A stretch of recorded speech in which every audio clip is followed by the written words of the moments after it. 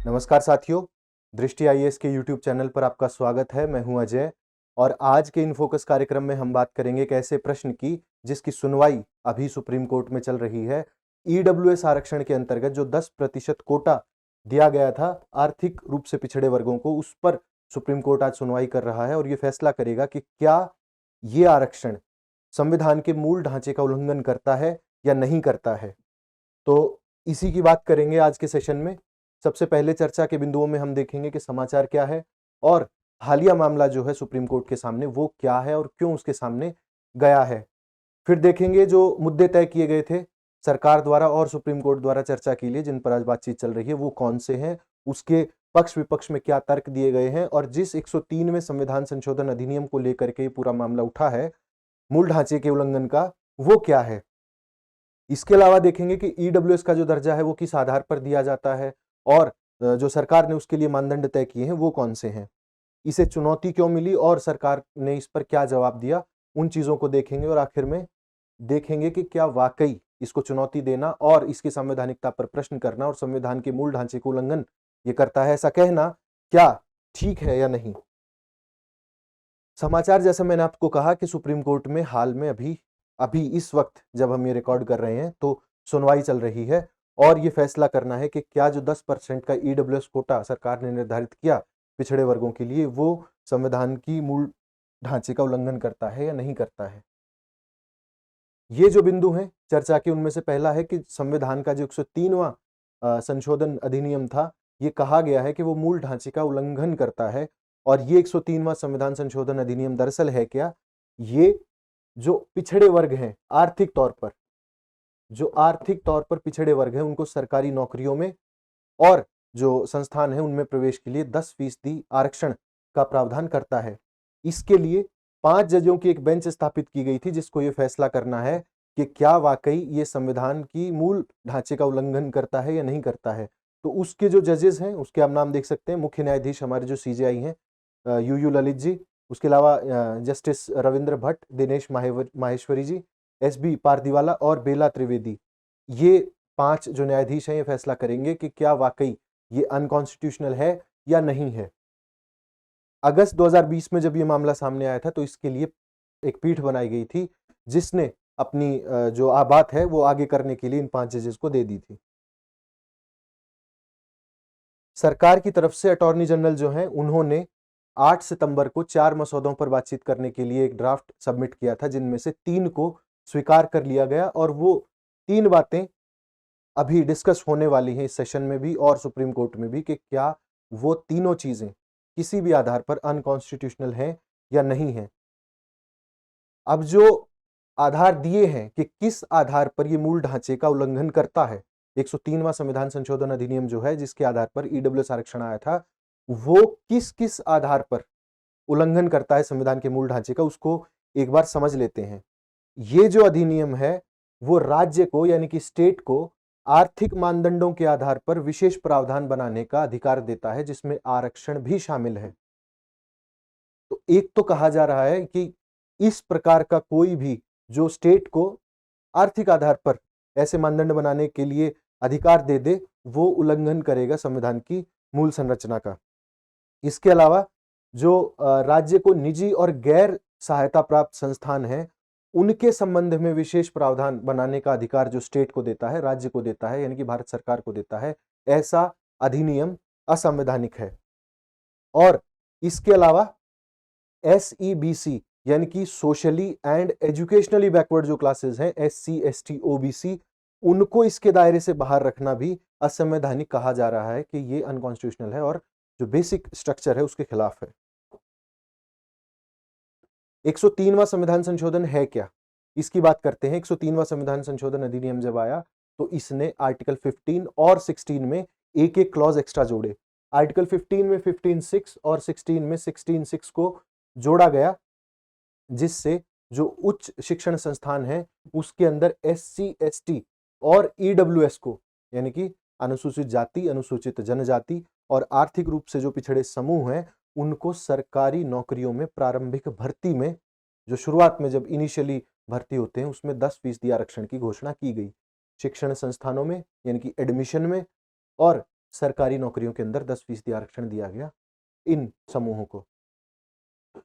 साथ ही जो राज्य सरकारें हैं उनको ये पावर्स दी, जो स्टेट गवर्नमेंट्स हैं उनको ये पावर दी कि आप इस प्रकार के समूहों के लिए अपने हिसाब से कानून बना सकते हैं। आर्टिकल 15 क्या कहता है? आर्टिकल 15 दरअसल भेदभाव पर रोक लगाता है। उसके 5 आधार हैं: धर्म, मूलवंश, जाति, लिंग और जन्म स्थान। केवल इन 5 के आधार पर राज्य आपके साथ कोई भेदभाव नहीं करेगा, ये कहता है आर्टिकल 15। और 16 कहता है कि सार्वजनिक रोजगार के मामले में समान अवसर आपको प्रदान किए जाएंगे। अब जो 2 आर्टिकल्स इंसर्ट किए गए, आर्टिकल 15(6) और 16(6), जो याचिकाकर्ता हैं उनका कहना है कि ये जो आर्टिकल्स हैं ये 15 और 16 में जो ऐड किए गए, ये दरअसल जो बेसिक स्ट्रक्चर है उसका उल्लंघन करते हैं। ये बात आगे देखेंगे कि वो क्या कहते हैं और किस आधार पर वो ऐसा मानते हैं।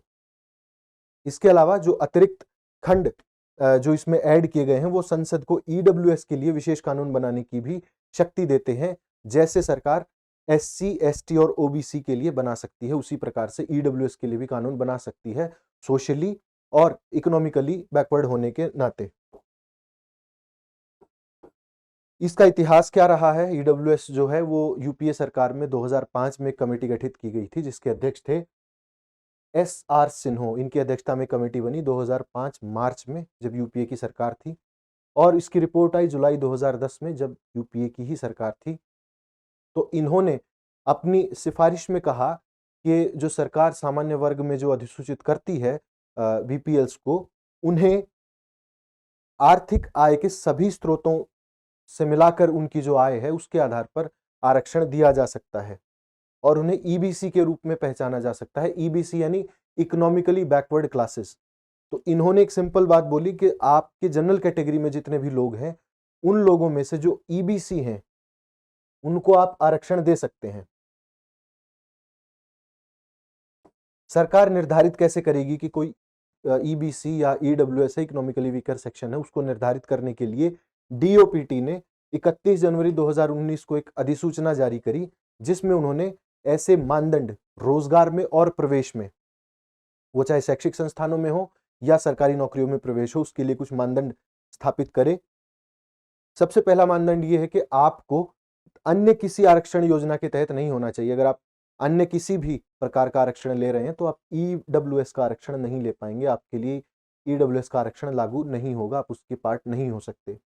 इसके अलावा अगर आपकी सकल वार्षिक आय 8 लाख से कम है, यानी कि टैक्सेबल इनकम से कम आपकी आय है, आपकी सभी स्रोतों को जो आपकी संपत्ति के हैं, और इसके अलावा कुछ अन्य निर्दिष्ट संपत्तियां जो बताई गई थी कि आप की रिहाइश, अगर आप गांव में रहते हैं तो 1000 गज की जो निर्धारित करी गई, और शहरों में 100 गज उसे निर्धारित किया गया, तो अगर उसके अंतर्गत आप आते हैं तो आप ईडब्ल्यूएस का पार्ट हो सकते हैं। लेकिन इन सब चीजों को चुनौती मिली।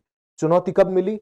चुनौती मिली अक्टूबर 2021 में, जब supreme court PG medical course के लिए अखिल भारतीय कोटा में ईडब्ल्यूएस के अंतर्गत जो 10% कोटा दिया जाता था, उसको लेकर के आरक्षण की चुनौती को सुनवाई कर रहा था।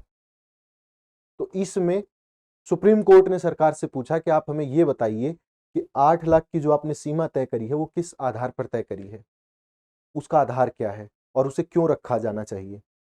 तो केंद्र सरकार ने उस पर जवाब दिया कि हम इस पर पुनर्विचार करेंगे और देखेंगे, रिविजिट करेंगे, कमेटी की स्थापना करेंगे और फिर उसकी फाइंडिंग्स के आधार पर हम आपको जवाब देंगे। तो एक 3 सदस्यीय पैनल बनाया गया, जिसने अपनी रिपोर्ट 2022 जनवरी यानी कि इस साल दे दी, और उनका कहना था कि 8 लाख की जो सीमा है वो आज के हिसाब से उचित है, यानी कि अगर आप नॉन टैक्सेबल हैं तो ठीक है, वो उचित सीमा है और उसे रखा जा सकता है। इसके अलावा एक पैरामीटर जो बाहर कर दिया गया वो 5 एकड़ या उससे अधिक कृषि भूमि का था, कि अगर आपके पास इससे अधिक जमीन है तो आपको बाहर रखा जाएगा, उसे बाहर रखा जाना चाहिए, ये समिति की सिफारिश थी। और जो आवासीय संपत्ति का मानदंड था, यानी कि 1000 गज और 100 गज शहरों में, इसे बाहर कर देना चाहिए, इसे समाप्त कर देना चाहिए, ये कमेटी ने कहा है और सरकार ने इसे स्वीकार भी कर लिया है। अब जो चुनौती दी गई है उसका आधार क्या है और किस आधार पर उसे ये माना गया है कि ये बेसिक स्ट्रक्चर का उल्लंघन करता है। तो पहला बेसिक बात जो है कि जब आप पिटीशन फाइल करते हैं सुप्रीम कोर्ट में, तो जो आपने कहा है उसको साबित भी आप ही को करना पड़ेगा और उसका सारा भार आप पर रहेगा। पहला तर्क तो ये है कि ये मूल ढांचे का उल्लंघन ही करता है, ये अनकॉन्स्टिट्यूशनल है, इसको वाइप ऑफ कर देना चाहिए। लेकिन बुनियादी ढांचे की भी दरअसल कोई स्पष्ट परिभाषा नहीं है कि आप उसमें से देख करके आप एक सिंपली आप उसमें से देख करके बता सकें कि हाँ ये करता है या नहीं करता है, वो इंटरप्रिटेशन सम्मत है। और अगर किसी भी कानून को या किसी भी संशोधन को असंवैधानिक या उल्लंघन करते हुए पाया गया तो उसे असंवैधानिक घोषित कर दिया जाएगा। अब देखते हैं कि किस आधार पर इसको चुनौती दी गई है। तो सबसे पहला जो है वो तो है कि जो सामाजिक रूप से वंचित समूह हैं भारत में, भारत के राज्य में रहने वाले, उन्हें गारंटीकृत विशेष जो सुरक्षा है वो दी जाएगी, यानी कि संविधान उनकी सुरक्षा करेगा। जो वंचित और पिछड़े वर्ग हैं, ये मूल ढांचे का हिस्सा है। तो जो याचिकाकर्ता है उनका कहना है कि आप ऐसा करने से जो आर्थिक आधार की एकमात्र आर्थिक स्थिति का जो एकमात्र आधार आपने बनाया है वो विशेष सुरक्षा के वादे से अलग है। यानी कि जो प्रवंचना है वो सामाजिक आधार पर ज्यादा होती है, आर्थिक आधार को आपने एक समूह मान लिया है। ये अपने आप में बहुत बड़ा इशू है और ये अनकॉन्स्टिट्यूशनल है। इसके अलावा ये 1992 का जो इंदिरा साहनी और अन्य बनाम भारत सरकार का जो मामला था उसके फैसले का भी उल्लंघन करता है, ऐसा याचिकाकर्ताओं का कहना है। तो इस मामले में, इंदिरा साहनी मामले में जो बात हुई थी वो ये कि मंडल रिपोर्ट को इसमें बरकरार रखा गया था। जो ओबीसी को 27% रिजर्वेशन की बात जिसमें थी उसे बरकरार रखा गया था और एक कैप लगाई गई थी कि आप रिजर्वेशन को 50% से ज्यादा नहीं कर सकते। और ईडब्ल्यूएस के आने से पहले भी ये 49.5% था, जो ईडब्ल्यूएस के 10% को मिला के ऑलमोस्ट 60% या 59.5% हो गया है। तो ऐसा करने से आपने उस सीमा का उल्लंघन किया है, आपने उस फैसले का उल्लंघन किया है। तो इसमें अदालत ने माना कि जो इंदिरा साहनी मामला था उसमें अदालत ने माना था कि पिछड़े वर्ग की पहचान के लिए आर्थिक पिछड़ापन एकमात्र मानदंड नहीं हो सकता। तो आपने उस फैसले को भी उल्लंघन उसका किया है।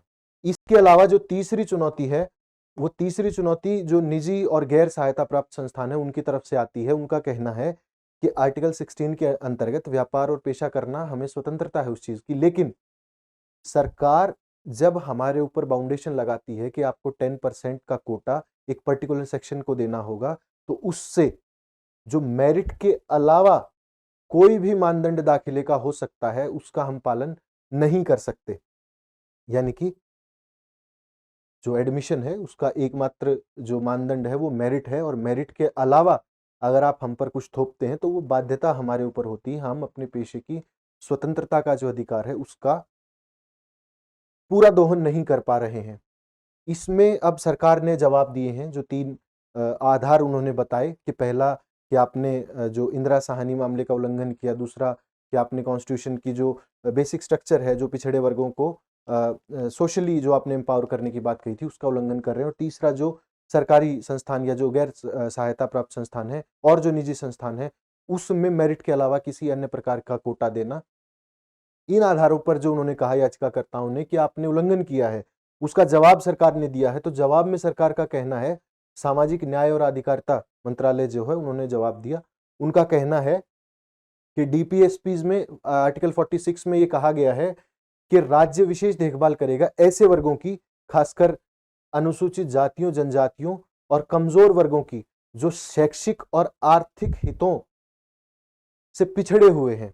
यानी कि शैक्षिक और आर्थिक आधार पर जो पिछड़े हुए हैं उनकी राज्य सरकार मदद करेगा, उनको ऊपर उठाने का प्रयास करेगा और सामाजिक अन्याय या किसी भी प्रकार के शोषण से बचाएगा। तो सरकार का कहना है कि 10% आरक्षण दे करके हमने डीपीएसपी यानी कि आर्टिकल 46 का पालन किया है, तो ऐसा करने से तो हम कोई उल्लंघन कर नहीं रहे हैं। ये जवाब दिया जो मूल ढांचे के उल्लंघन की बात थी उसके ऊपर। इसके अलावा सरकार ने कहा कि बुनियादी ढांचे के उल्लंघन का सवाल नहीं उठता क्योंकि हम डीपीएसपी को फॉलो कर रहे हैं, और अधिकारिता और सामाजिक न्याय मंत्रालय का कहना है कि हमने संविधान सम्मत ये कार्य किया है और इसमें किसी भी प्रकार का कोई उल्लंघन का मामला है नहीं। तो ये थे तर्क जिनकी अभी सुनवाई चल रही है सुप्रीम कोर्ट में, और बहुत जल्द शायद इसका फैसला भी आ जाए। सरकार का कहना है कि हम सही हैं और याचिकाकर्ताओं का कहना है कि सरकार गलत है और 103वां संविधान संशोधन अधिनियम रद्द होना चाहिए क्योंकि वो संविधान के मूल ढांचे के विरुद्ध कार्य करता है। इसलिए उसे संविधान में नहीं रखा जाना चाहिए और 10% कोटा अबॉलिश होना चाहिए। तो अब आज का सवाल देख लेते हैं, जो आपको आपके मेंस की तैयारी में आप इससे बहुत मदद पा सकते हैं। इसको लिख के देख सकते हैं।